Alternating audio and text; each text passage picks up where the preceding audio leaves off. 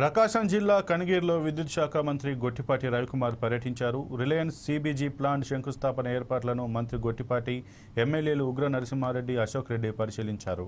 Joint కలెక్టర్తో plant శంకుస్థాపన ఏర్పాట్లపై సమీక్ష నిర్వహించారు. నారా లోకేష్ గారు, అదేవిధంగా అనంతమ్మాని గారు, వాళ్ళకి సంబంధించిన అందరూ కూడా ఇక్కడ రావడం జరుగుతుందన్నమాట. ముఖ్యంగా గ్రామీణ ప్రాంతాల్లో కూడా వ్యవసాయం కూడా పనికిరాని భూముల్ని కూడా కొద్దిగా డెవలప్ చేసేసి రిలయన్స్ సంస్థ ద్వారా గడ్డి లాంటివి పండించి, నైపర్ గ్యాస్ను పండించి తద్వారా గ్యాస్ తయారు చేయాలనే ఉద్దేశంతో ఇక్కడ ప్లాంట్ పెడుతున్నాం. దాదాపు ప్రభుత్వ భూమి కూడా దాదాపు 5,000 ఎకరాలు ఇచ్చాం. ఈ ఎకరా భూమి కూడా వాళ్ళు కూడా మనకు 15,000 కౌలు దాకా ఇస్తూ ఉంటారు అన్నమాట. నిన్నదాకా ఉపయోగపరంగా లేకుండా ఉంది ఈ భూమి అంతా కూడా. దీన్ని డెవలప్మెంట్లో తీసుకొస్తూ ఉన్నాం. మొదటి నుంచి కూడా కూటమి ప్రభుత్వం చంద్రబాబు గారి నాయకత్వంలో అధికారంలోకి వచ్చిన దగ్గర నుంచి కూడా గ్రామీణ ప్రాంతాల్లో కానీ ఈ ప్రాంతాల్లో ఉన్న ఉద్యోగస్తులు 20 లక్షల ఉద్యోగ కల్పన ధ్యేయంగా పనిచేస్తూ ఉన్నాము. దాంట్లో భాగంగా మొదట ఈ ప్లాంట్ ప్రకాశం జిల్లా తీసుకొస్తున్నాం. దాదాపు ఇక్కడ మదర్ ప్లాంట్ పెడుతున్నారు. అంటే 20 టన్నులు కాకుండా దాదాపు 100 టన్నుల ప్లాంట్ పెట్టాలనేది ఉండాలి.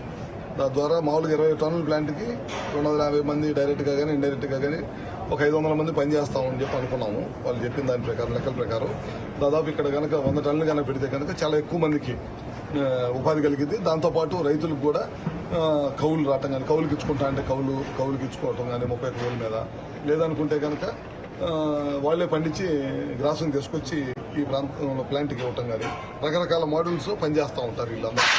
ముఖ్య ఉద్దేశం ఏంటంటే ఉద్యోగ కల్పన, వేస్ట్ ల్యాండ్స్ని ఉపయోగంలో తీసుకురావడం. ఈ రెండు దృష్టిలో పెట్టుకొని నారా చంద్రబాబు నాయుడు గారు ఈ కార్యక్రమం తీసుకొస్తున్నారు. లోకేష్ గారు ముఖ్యంగా ప్రత్యేకంగా దృష్టి పెట్టి ఈ కార్యక్రమాన్ని ముందుకు నడిపించారు. కౌలుకి ఇచ్చినా సరే 4-5 వేల కంటే కౌలు రావట్లేదు, వేసిన పంట చేతికి రావట్లేదు.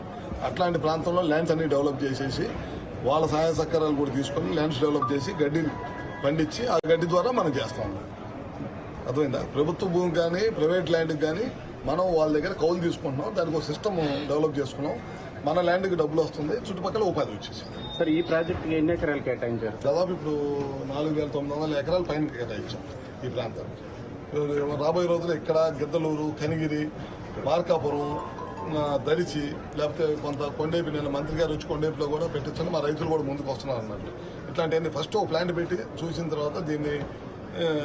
తర్వాత వాళ్ళు కూడా ముందుకు వస్తూ ఉన్నారు. వచ్చి మిగతా ఎక్కువగా విస్తరిస్తూ ఉన్నారు. దాదాపు 500 ప్లాంట్లు పెట్టాలనుకున్నారు. మన రాష్ట్ర వ్యాప్తంగా ఎక్కడైతే ఈ ల్యాండ్స్ ఉన్నాయో, ఇట్లాంటి ల్యాండ్స్ ఉన్న చోట అన్ని చోట్ల కూడా పెట్టిస్తున్నాం. ఎక్కువ మందికి ఉపాధి కలిగించాలి. వేస్ట్ ల్యాండ్స్కి ఉపాధి కలగాలి.